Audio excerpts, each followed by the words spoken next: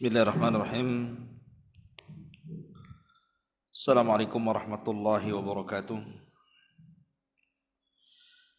Alhamdulillah wassalatu wassalamu ala Rasulillah wa ala alihi wa sahbihi wa mawalah wa la hawla wa la quwata illa billahi wa ba'du. Alhamdulillah, malam ini kita bisa duduk kembali untuk thalabul ilmi walaupun lewat streaming. Kita lanjutkan kajian kita, masih membahas tentang para ulama hadis atau kisah-kisah dari a'lamus salaf, ulama-ulama salaf. Dan malam ini kita akan membahas satu sosok yang sangat luar biasa. Siapa dia? Dia adalah Sufyan ibn Uyainah rahimahullahu ta'ala. Ma'asyiral muslimin yang dimuliakan Allah subhanahu wa ta'ala, Sufyan ibn Uyainah adalah satu di antara ulama yang tinggal di Mekah. Allah subhanahu wa ta'ala panjangkan usianya, sampai-sampai teman-teman atau kawan-kawan sezamannya dari kalangan para ulama meninggal dunia, dan dia tetap diberikan usia yang panjang. Apabila bertanya kepada orang Yaman, masih hidupkah ulama fulan? Maka orang-orang Yaman mengatakan telah meninggal. Apabila dikatakan kepada penduduk Irak, masih hidupkah ulama kalian yang ada di Irak? Maka mereka pun mengatakan telah meninggal.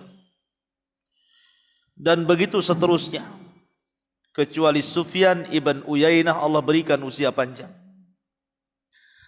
sehingga kala itu dialah satu-satunya ulama yang ada di permukaan bumi yang paling alim, karena sudah tidak ada lagi orang yang hidup sezamannya. Dia sendiri hidup, sehingga tidak ada majlis yang paling banyak dihadiri para talabatul ilmi melebihi majlisnya Sufyan ibn Uyainah ini. Satu dunia tumplak kekah hanya ingin belajar kepada Sufyan ibn Uyainah, karena para ulama sezaman dengan dia meninggal dunia. Sehingga tujuan para talabatul ilmi dari berbagai macam penjuru dunia, dari Kufah, dari Basrah, dari Yaman, dari Syam, dari Wara'an Nahar, dari mana-mana negeri, datang ke Mekah itu hanya ingin belajar kepada Sufyan ibn Uyainah, sehingga yang belajar kepada dia khalqun katsir, makhluk yang sangat banyak, tidak terhitung jumlahnya, saking banyaknya. Ma'asyiral muslimin yang dimuliakan Allah azza wa jalla, Sufyan ibn Uyainah adalah ayahnya. Dijelaskan bahwa Uyainah tinggal di Kufah di Irak. Lah ayahnya Uyainah ibn Abi Imran ini dijelaskan bahwa dia seorang penjual emas, tukar emas dengan perak, bahasa kitanya money changer lah. Bahasa Arabnya soirafi namanya. Kalau bahasa kitanya money changer. Lah karena banyak hutang, akhirnya kemudian seluruh kekayaannya dijual, menutupi hutangnya. Kemudian satu keluarga hijrah dari Kufah menuju Mekah. Ketika itu Sufyan usianya masih 3 tahun dan memiliki beberapa saudara. Ada yang mengatakan 4 bersaudara, ada yang mengatakan 6 bersaudara. Sufyan ini paling bungsu, dan ketika sampai di Mekah usianya 3 tahun. Lah ketika itu memang bapaknya yuhibbul ilma wa majalisal ulama. Memang bapaknya cinta dengan ilmu dan majlis ulama. Jadi ketika Sufyan masih kecil usia 3 tahun itu dibawa sama bapaknya ke majlis Atha bin Abi Rabah. Atha bin Abi Rabah ini adalah tabi'in yang berjumpa dengan para sahabat. Lah ketika kemudian besar, Sufyan ibn Uyainah masih hafal tuh. Dulu waktu aku usia 3 tahun, aku diajak bapakku. Itu kecerdasan hafalan Sufyan. Di usia 3 tahun dia masih ingat loh ya. Dan saya enggak yakin antum di usia 3 tahun antum ingat kan? Tah main kelereng, tah main apa lah, terserah kan gitu kan. Pasti antum enggak ingat kan gitu. Enggak mungkin ingat. Waktu saya 3 tahun ini keluar umbel atau tidak, enggak tahu kita, ya kan? Tetapi karena kecerdasan hafalan Sufyan, dia ingat tuh usia 3 tahun itu, bayangkan. Usia 3 tahun dia ingat, dulu aku dibawa bapakku ke majelisnya Atha bin Abi Rabah katanya. Luar biasa ajaib Sufyan ibn Uyainah. Lah ibunya itu juga cinta dengan ilmu. Akhirnya kemudian diarahkan oleh ibundanya Sufyan ibn Uyainah sehingga di usia 5 tahun sudah hafal Quran. Usia 5 tahun sudah hafal Quran. Pertanyaannya usia 5 tahun anak sekarang ngapain itu? Kan gitu ya. Usia 5 tahun anak sekarang ya jajan kerjanya, apalagi ke warung busri situ. Anak-anak kecil ya. Ya, 5 tahun gitu ya. Tapi Sufyan ibn Uyainah ini 5 tahun sudah hafal Quran. Luar biasa. Sampai suatu ketika masyarul muslimin yang dimuliakan Allah Azza wa Jalla, Sufyan ibn Uyainah ini kemudian ketika masih kecil, ketika usianya sekitar 7-10 tahun gitu ya, berjumpa pula dia dengan seorang ulama yang bernama Amr ibn Dinar. Amr ibn Dinar itu salah satu muridnya Imam Zuhri. Lah Amr ibn Dinar ini ulama besar Mekah kala itu. Sufyan masih kecil, masih 10 tahunan gitu kan. Tetapi sudah hadir di majelisnya siapa? Amr ibn Dinar. Jadi suatu ketika perdana dia menghadiri majelisnya Amr ibn Dinar. Amr ibn Dinar ini membacakan 17 hadis. Kalau disebut hadis bukan matannya saja, tapi dengan sanadnya sampai kepada Nabi SAW. Lah kemudian Sufyan kecil ini usia 10 tahun ini ingin mendekat kepada Amr ibn Dinar, dan Amr ibn Dinar itu adalah ulama dunia, kabirul hufad. Jadi dia perhatikan dari pintu mana dari Masjidil Haram kalau dia masuk itu. Akhirnya setelah majelis ilmu kemudian diikuti. Oh, dia kalau datang lewat sini, kalau pulang lewat sini. Karena Masjidil Haram itu kan banyak pintunya tuh. Kalau pertama ke sana bisa nyasar itu, pintunya sama semua. Ya kan? Lah, akhirnya kemudian pada hari berikutnya Amr ibn Dinar kan datang pakai keledai. Pakai keledai, keledai itu sekelas Corolla. Corolla ke Corona. Ya. Kalau yang sekelas Avanza itu unta, ya, unta lah sekelas Avanza. Kalau unta merah sekelas Fortuner gitu ya. Kalau keledai ya Corolla lah, Corolla tahun 77. Ya namanya ulama kan, nggak mungkin lah yang bagus-bagus, sederhana ulama ya. Amr ibn Dinar naik keledai. Jadi ketika sampai saja, kemudian di pintu Masjidil Haram, langsung nih Sufyan ibn Uyainah ini mengambil tali kekangnya. Kemudian dia menawarkan tangannya seperti ini agar kakinya dia itu turun lewat tangannya. Nah, kesinilah gitu maksudnya, kakinya ke sini gitu. Biar turun lewat tangannya. Itu usia 10 tahun tuh. Ingin menghormati ulama. Lah disitulah takjub Amr ibn Dinar, kemudian mengatakan jangan, kemudian diusap kepalanya. Lah ketika itu mengatakan, ista'zin li ya Syekh, izinkan aku ya Syekh, saya ingin membacakan hadis yang kuajarkan kemarin dari hafalanku. Jadi sambil berjalan dari Himar menuju Masjidil Haram dibacakan tuh. Subhanallah, tidak ada yang salah satupun, tidak ada lahan sedikit pun. Disitulah takjub Amr ibn Dinar, di usia yang belum balik, tetapi anak ini sudah punya kecerdasan. Makanya Amr Dinar kemudian mengatakan, engkau harus jadi murid khususku. Ya, jadi dihormati betul tuh. Umur 10 tahun, maka Amr ibn Dinar mengumumkan kepada murid yang sudah tua-tua itu, ini murid khusus saya. Jadi kalau seandainya dia datang dari rumah itu sudah gagah umur 10 tahun ya, sudah gagah. Bawa, kalau anak sekarang bawa tas Batman gitu ya.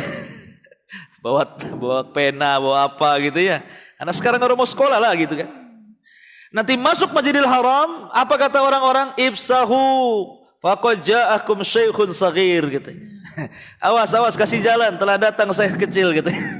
Akhirnya sampai depan, duduk di depan. Makanya kalau ada hadis yang dicantumkan baik dalam kitab Sahih Bukhari, Muslim, kemudian Sunan Abi Dawud, Tirmidzi dan yang lainnya, sanadnya dari Sufyan an Amr. Sufyan an Amr maksudnya siapa? Sufyan ibn Uyainah dari Amr ibn Dinar. Ya, kalau ada kalimat haddatsana Sufyan an Amrin, berarti maksudnya Sufyan ibn Uyainah dari Amr ibn Dinar, bukan Sufyan Ats-Tsauri. Walaupun Sufyan Ats-Tsauri mengambil hadis dari Amr ibn Dinar tapi sedikit. Begitu juga Zuhri. Ya. Pada ulama besar tuh. Kenapa? Karena Sufyan ibn Uyainah ini memang melazimkan dirinya dengan hadis-hadis Amr ibn Dinar. Maka dalam hadis, kitab-kitab hadis, baik kutubus sunan gitu kan, ataupun kutubus sahih, biasanya ada kalimat an Sufyan an Amri ibn Dinar. Maksudnya Sufyan Ibn Uyainah, bukan Sufyan Ats-Tsauri. Ya. Ma'asyiral muslimin yang dimuliakan Allah Azza wa Jalla. Maka ketika usia 15 tahun, maka ketika itu kan dia sudah belajar ke banyak ulama tuh. Berjumpalah dengan Mis'ar ibn Kidam, seorang ulama Mekah juga, Mis'ar ibn Kidam. Disuruhnya apa? Ngajar, kamu sudah jadi syekh, itu usia 15 tahun tuh. Kenapa kamu tidak memberikan fatwa? Saya masih kecil gitu, 15 tahun gitu. Mengecil gimana? Kamu sudah belajar kepada Amr ibn Dinar, kamu sudah belajar kepada Zuhri, kamu sudah belajar kepada ini, itu macam-macam. Berikan fatwa di Masjidil Haram. Tapi dia tidak mau. Dia tidak mau, dia ingin terus belajar. Dan dia menghindari memberikan fatwa. Bahkan ketika di musim haji, dan itu usianya sudah 20 tahun lebih ketika itu. Jadi ulama-ulama dari daerah-daerah itu datang, seperti dari Syam, dari Mesir, dari Yaman itu datang ke Mekah. Jadi ketika musim haji itu berjumpa dengan Sufyan Ats-Tsauri. Sufyan Ats-Tsauri ini dua Sufyan ini. Satu Sufyan ibn Uyainah, satu Sufyan Ats-Tsauri. Dua Sufyan namanya. Dan dua-duanya ulama dunia. Sama dengan Hammad ibn Zaid dan Hammad ibn Salamah. Itu dua ulama besar di zaman ulama dunia itu. Ketika itu ada 4 ulama dunia. Sufyan ibn Uyainah, Sufyan Ats-Tsauri, Hammad ibn Zaid, Hammad ibn Salamah. Kata Abdullah bin Mubarak rahimahullahu ta'ala, wallahi mattajartu illa li arbah. Demi Allah, aku tidak jadi peniaga, jadi pedagang. Tidaklah aku jadi pedagang kecuali karena 4 ulama ini. Kata Abdullah bin Mubarak kan orang kaya kan, orang kaya Irak tuh ya. Bahkan kalau seandainya dibagi-bagikan kekayaannya cukup untuk sepertiga penduduk Irak itu, saking kayanya Abdullah bin Mubarak itu. Padahal dia ulama besar tuh ya. Kata Abdullah bin Mubarak, demi Allah aku tidaklah aku berdagang menjadi kaya raya seperti ini kecuali karena 4 ulama. Satu Sufyan ibn Uyainah, satu Sufyan al-Thawri, satu Hamad ibn Zaid, dan ibn Salamah. Karena yang menggaji mereka itu adalah Abdullah ibn Mubarak. Abdullah ibn Mubarak itu menggaji 4 ulama ini. Walaupun yang digaji bukan hanya 4 ulama, ada 500 ulama lebih digaji. Salah satunya Fudhal bin Iyad, sudah saya ceritakan. Tetapi tujuan utama menggaji itu 4 ulama ini. Jadi tiap bulan dikirim duit itu. Harusnya di masa corona ini bukan ojol saja yang diperhatikan ya. Harusnya Pak Ustadz juga diperhatikan harusnya. Karena Ustadz juga manusia. Ustadz juga manusia.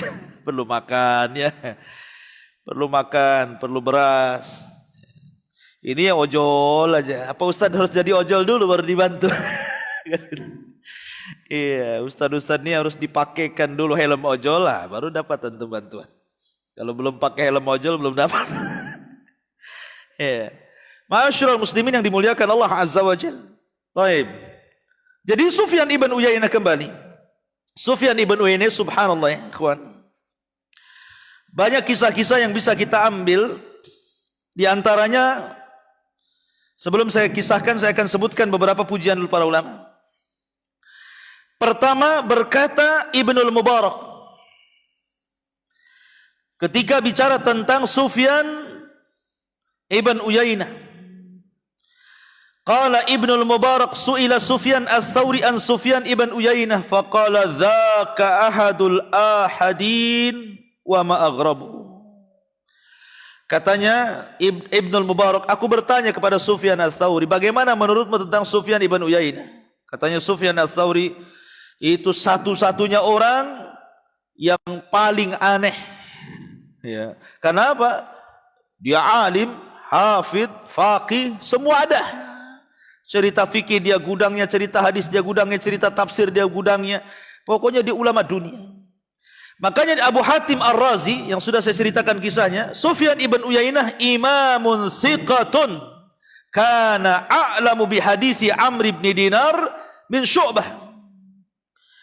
Sufyan ibn Uyainah adalah imam yang thiqah dan dia orang yang paling paham dengan hadis Amr ibn Dinar dari Syu'bah sendiri. Padahal Syu'bah itu banyak mengambil hadis dari Amr ibn Dinar, tetapi riwayat Ibn Uyainah lebih alim dibandingkan Syu'bah periwayatan dari Amr ibn Dinar, kata Abu Hatim Ar-Razi. Kemudian Yahya bin Ma'in huwa asbatun nas, dia manusia yang paling mantap, paling kokoh, paling kuat fi Amr ibn Dinar, dalam hadis-hadis Amr ibn Dinar.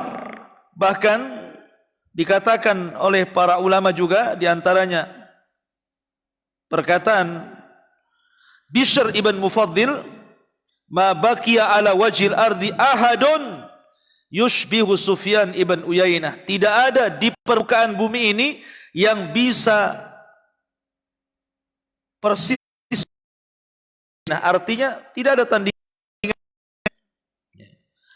Ma'asyiral muslimin yang dimuliakan Allah Azza wa Jalla. Keluasan ilmunya diakui Imam Syafi'i. Jadi keluasan ilmunya Sufyan ibn Uyainah sampai diakui oleh Al-Imam Asy-Syafi'i rahimahullahu taala. Bahkan Imam Syafi'i mengatakan wajadtu ahaditsal ahkami kulliha inda Ibni Uyainah siwa sittata ahadits. Wa wajadtuha kullaha inda Malik siwa 30 haditsan. Katanya Imam Syafi'i, aku dapati seluruh hadis-hadis yang bicara tentang hukum-hukum, ya hukum ibadah, hukum muamalah, itu aku baca dari hadis-hadisnya Ibn Uyainah kecuali 6 hadis. Begitu juga aku dapati banyak hadis-hadis dari Malik kecuali 30 hadis. Kemudian Abdurrahman ibn Mahdi mengatakan kana Ibnu Uyainah min a'lamin nasi bi hadisil Hijaz. Imam Ibnu Uyainah adalah orang yang paling alim dengan hadisnya Hijaz. Kemudian di antara syuyukhnya, siapa guru-gurunya dan siapa murid-muridnya. Di antara guru-gurunya tadi sebutkan yang pertama Amr ibn Dinar, kemudian Abdul Malik ibn Umair, Kemudian Abu Ishaq As-Sabi'i, nanti saya kisahkan kisahnya menarik, Abu Ishaq As-Sabi'i. Kemudian Al-Aswad ibn Qais. Kemudian Ibrahim ibn Musa, Ishaq ibn Abdullah ibn Abi Talhah, Israel ibn Musa, kemudian juga Humaid ibn Qais Al-A'raj, Ja'far As-Sadiq, dan lain sebagainya. Ini murid-muridnya banyak sekali. Ya. Adapun murid-muridnya Imam A'mash. Imam A'mash menarik lagi kalau kita ceritakan, karena A'mash ini orang yang buta, tapi jadi ulama besar. Ya. Imam A'mash, kemudian Syu'bah juga muridnya. Syu'bah sudah saya ceritakan, Syu'bah. Abu Bistam. Kemudian Sufyan Ats-Tsauri juga mengambil hadis dari Sufyan ibn Uyainah, termasuk gurunya juga. Kemudian Abu Ishaq Al-Fazari, Hamad ibn Zaid, Hasan ibn Hayy, kemudian Ibnul Mubarak, Qais ibn Rabi, dan banyak lagi para ulama yang menjadi murid-murid beliau. Dia ulama dunia, melahirkan ulama dunia. Ulama dunia yang melahirkan ulama dunia ini Sufyan Ats-Tsauri ini. Ma'asyiral muslimin yang dimuliakan Allah Azza wa Jalla. Baik, kita akan cerita beberapa kisah dari perjalanan hidupnya. Ma'asyiral muslimin yang dimuliakan Allah Subhanahu wa taala. Pertama, kisah dengan Khalifah Harun Ar-Rasyid. Jadi suatu ketika Sufyan ibn Uyainah ini sedang tawaf, dan dia orang yang paling banyak melaksanakan haji. Sufyan ini enggak kehitung, karena ya orang Mekah, ya wajar lah ya. Jadi ketika tawaf, rupanya di belakang dia ada Khalifah Harun Ar-Rasyid, sedang tawaf juga. Sufyan ibn Uyainah tidak tahu kalau itu Harun Ar-Rasyid, tapi Harun Ar-Rasyid tahu dia Sufyan ibn Uyainah. Itulah ulama. Kadang-kadang kita nggak kenal dia, dia kenal kita gitu kan. Jadi suatu ketika Harun Ar-Rasyid ini ketika selesai tawaf langsung ditepuk bahunya dan mengatakan, "Ata'rifuni ya ibn Uyainah? Apakah kau kenal siapa aku?" Gitu ya. Sufyan ibn Uyainah tidak kenal, padahal khalifahnya itu Harun Ar-Rasyid gitu ya. Kata Harun Ar-Rasyid, "Ana Harun Ar-Rasyid. Saya Harun Ar-Rasyid." Nah, terus kalau kamu Harun Ar-Rasyid mau apa? Ya. Artinya ini kemudian terjadi dialog sampai akhirnya kata Harun Ar-Rasyid, "Ya ibn Uyainah, bagaimana kalau seandainya kamu datang kepadaku, kau ajari aku dan seluruh keluargaku dan anak-anakku? Bagaimana kalau seandainya kau datang kepadaku, kau ajari aku, ajari anak-anakku dan keluargaku?" Katanya Sufyan ibn Uyainah, "Ya Khalifah, mustahil, tidak mungkin. Karena Allah Subhanahu wa taala berfirman, qala Allah azza wa jal, wala tarkanu ila alladzina zalamu fatamassakumun nar." Janganlah kalian condong kepada orang-orang zalim, nanti disentuh api neraka. Jadi Harun Ar-Rasyid dianggap zalim sama Sufyan Ats-Tsauri ini. Sufyan ibn Uyainah ini kan itu. Jangan seseorang itu menyandarkan diri kepada orang-orang zalim, nanti neraka menyentuh dia katanya. Enggak mau. Ya. Karena Sufyan ibn Uyainah itu tidak mau ada kebaikan dari penguasa. Makanya ketika ditawarkan Harun Ar-Rasyid uang yang banyak dan akan diberikan tiap bulan, dia menolak, tidak mau. Tidak mau. Dia mencukupkan dengan kiriman dari siapa? Abdullah ibn Mubarak. Tidak mau dia. Berani dia menasihati penguasa. Afdalul jihad kalimatul haq inda sultani al-jair. Padahal Harun Ar-Rasyid kan khalifah luar biasa, ikhwan. Bukan khalifah kaleng-kaleng, dia ulama pos khalifah kan itu ya. Tapi Sufyan ibn Uyainah membacakan ayat itu seolah ingin memberikan nasihat kepada sang khalifah. Ma'asyiral muslimin yang dimuliakan Allah Azza wa Jalla, artinya seseorang ulama tidak boleh bersandar kepada penguasa. Kalau penguasa itu penguasa zalim, tidak boleh. Kita boleh taat kepada penguasa dalam hal yang ma'ruf. Tapi hal-hal yang tidak ma'ruf, yang bermaksiat kepada Allah, la ta'ata li makhlukin fi ma'siyatil khaliq, tidak boleh. Kemudian kisah yang kedua tentang Sufyan ibn Uyainah. Disebutkan oleh Ahmad ibn Nadhr al-Hilali Jadi suatu ketika aku mendengar dari bapakku, dia berkata, kemudian dakhala masjid, fakana ahlul majlisi tahawanu bihi li sighari sinni. Jadi suatu ketika kuntu fi majlisi Sufyan ibn Uyainah fa nadhara ila as-sabi dakhala al-masjid. Ini. Katanya Ahmad ibn Nadhr al-Hilali, aku mendengar bapakku bercerita, kuntu fi majlisi Sufyan Ibn Uyainah, dan majelisnya Sufyan ibn Uyainah sudah saya katakan banyak santrinya. Kalau ulama itu mungkin ada 100.000, 200.000 orang yang ngaji. Ini tidak terhitung saking banyaknya. Masjidil Haram itu berjubel orang yang ngaji sama Sufyan ibn Uyainah itu. Karena satu-satunya ulama yang dipanjangkan usia, dan ulama di sezaman dia meninggal dunia dan dia masih hidup. Jadi katanya Ahmad ibn Nadhr, Sufyan ini nadhara ila sabi, dia melihat kepada anak kecil dakhal al masjid. Ada anak kecil masuk ke masjid dan dia sedang berada di majlis ilmu.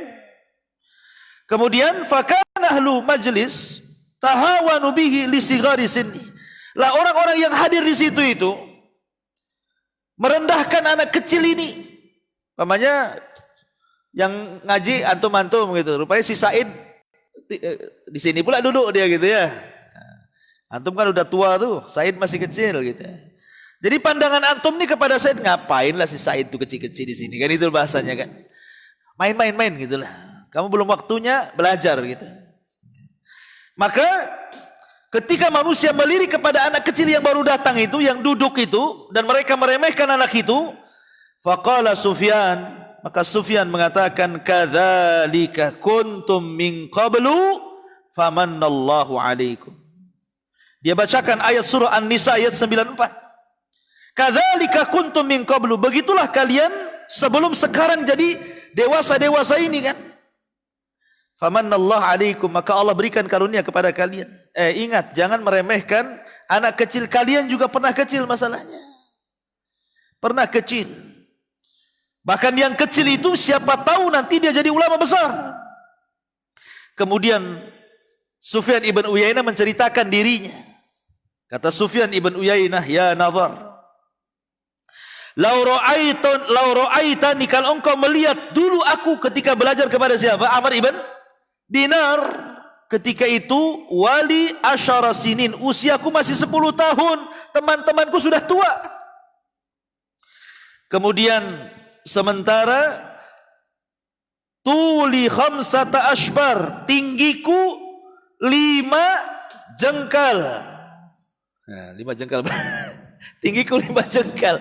Dulu aku 10 tahun, tinggiku 5 jengkal katanya. Kemudian wa wajhika dinar, wajahku seperti uang dinar, bulat. Masih bulat. Dia mengisahkan dirinya gitu ya. Kemudian thiyabi sighar, pakaianku kecil pendek. Akmami qisar, kemudian imamahku juga pendek gitu kan. Wa na'lika adanil fa, kemudian kedua sandalku seperti telinga tikus. Jadi dia dikisahkan kisah, dulu aku masih 10 tahun. Ya kan, tinggiku pun 5 jengkal, dia bilang. Pakaianku masih pendek, imamahku juga pendek. Kemudian sandalku seperti telinga tikus. Jadi dijelaskan tuh. Terus disifatkan, kemudian walakin, akan tetapi aku datang ke majlis Zuhri, aku datang ke majlis Amr ibn Dinar, wal an kama ra'aitumuni, dan sekarang kalian bisa lihat aku sekarang ini. Artinya apa? Jangan remehkan anak-anak gitu kan. Jangan remehkan anak-anak. Terkadang kita tidak tahu anak itu punya potensi yang kelak menjadi ulama besar, kelak jadi menteri, kelak jadi presiden, kelak jadi macam-macam. Kita tidak tahu gitu ya. Maka seorang guru, seorang ustadz, jangan pernah meremehkan satu pun dari talabatul ilmi. Ya, di Jabal Uhud ini kan banyak nih santri. Jangan satu pun diremehkan. Mungkin yang satu nakal, yang satu baik, yang satu senyum, yang satu gimana. Samakan semuanya. Karena mereka punya kelebihan dan kekurangan. Gitu, maksudnya. Bagaimana di sini Sufyan ibn Uyainah pendidik, begitulah seorang guru mendidik murid-muridnya. Bahkan Sufyan ibn Uyainah suatu ketika mimpi, ra'aitu ka'anna asnani saqatat. Aku melihat seolah gigi-gigiku lepas dalam mimpiku itu. Jadi dia mimpi, dalam mimpinya giginya rontok. Giginya rontok gitu. Kemudian fadzakartu dzalika li Zuhri. Cobalah aku bertanya kepada Imam Zuhri soal mimpiku ini. Ya. Artinya boleh kita bertanya kepada orang yang memang bisa mentakwil mimpi. Kalau tidak jangan. Kalau mimpi yang baik terserahlah ceritakan kepada siapapun. Kalau mimpi baik enggak apa-apa ya gitu ya. Tapi kalau mimpi buruk jangan diceritakan kecuali memang kepada orang yang ahli takwil, karena Rasulullah yang melarang tidak boleh menceritakan itu. Ini rontok gigi mimpi baik apa mimpi buruk tuh? Mimpi buruk lah rontok gigi. Masa mimpi baik ya? Nah, boleh bertanya kepada orang yang memang pakarnya supaya tidak mentakwilkan yang enggak gitu ya. Ya.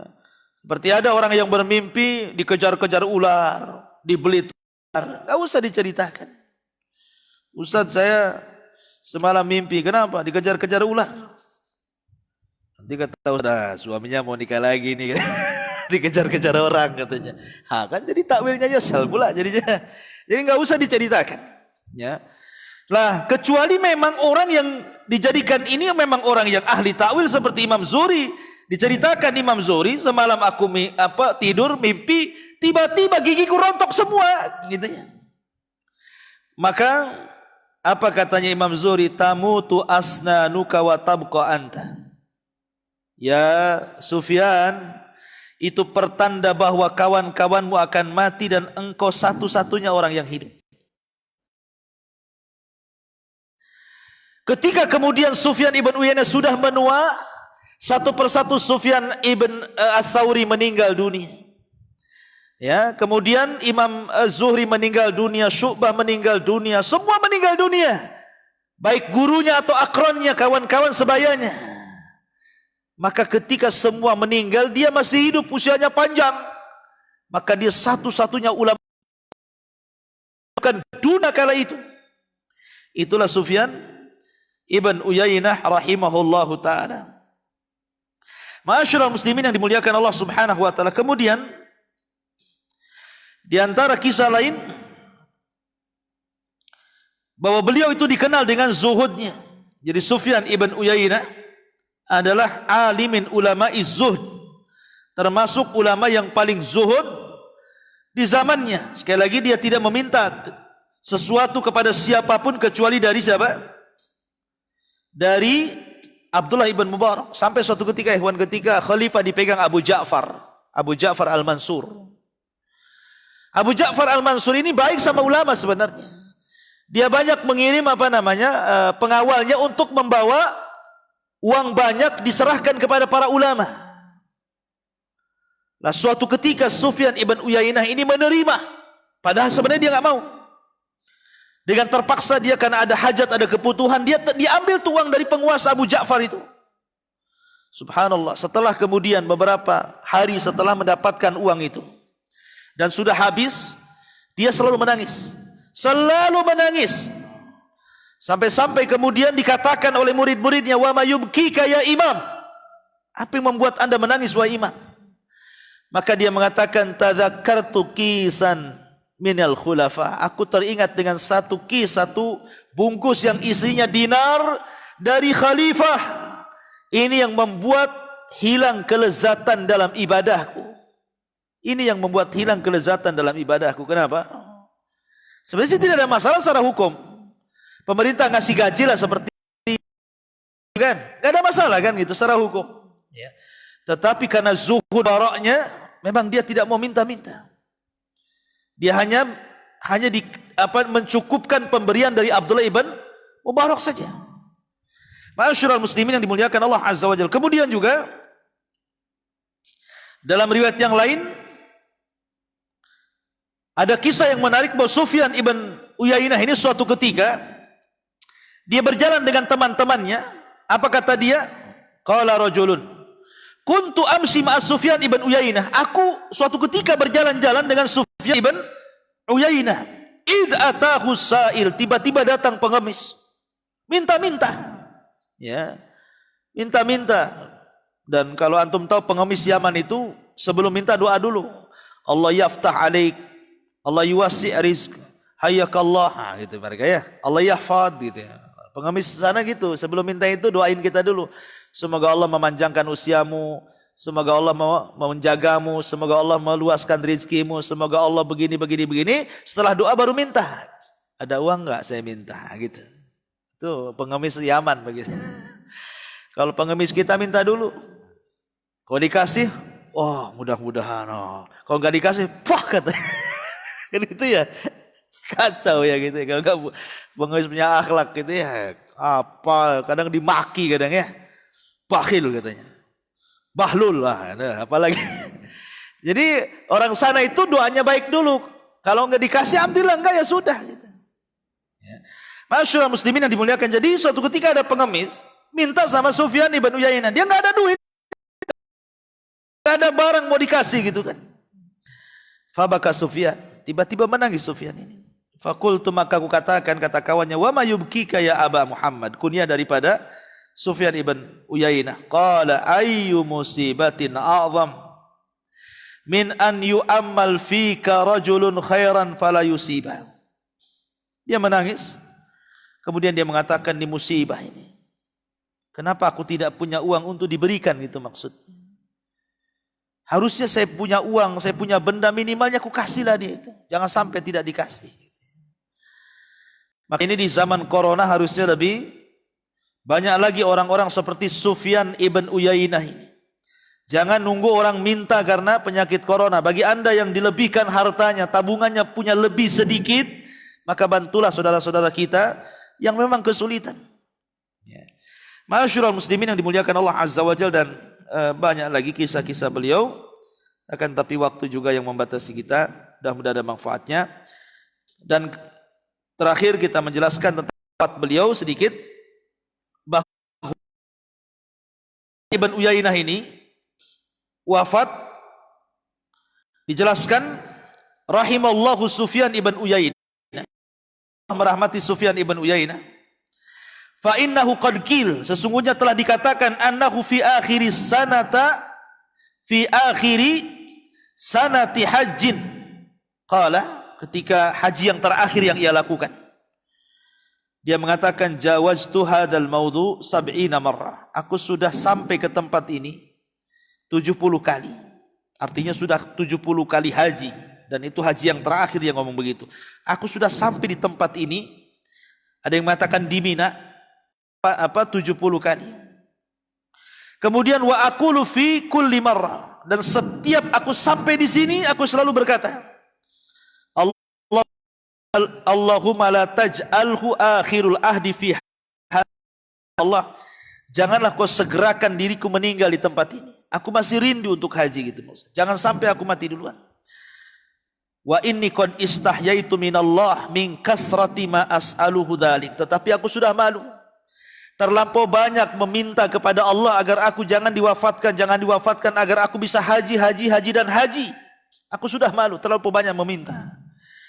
Maka ketika dia berdoa terakhir seperti itu, kemudian dia pun pulang. Lah setelah dia pulang itulah tuwfiya fi amil qabil wa dufina bil Makkatal Mukarramah. Maka dia pun meninggal pada tahun setelahnya. Kemudian dia pun di kota Mekah. Wallahu a'lam. Ini di antara sirah Sufyan ibn Uyainah rahimahullahu taala. Subhanakallahumma bihamdika asyhadu an la ilaha illa anta astaghfiruka wa atubu ilaik. Allahu taala alam. Assalamualaikum warahmatullahi wabarakatuh.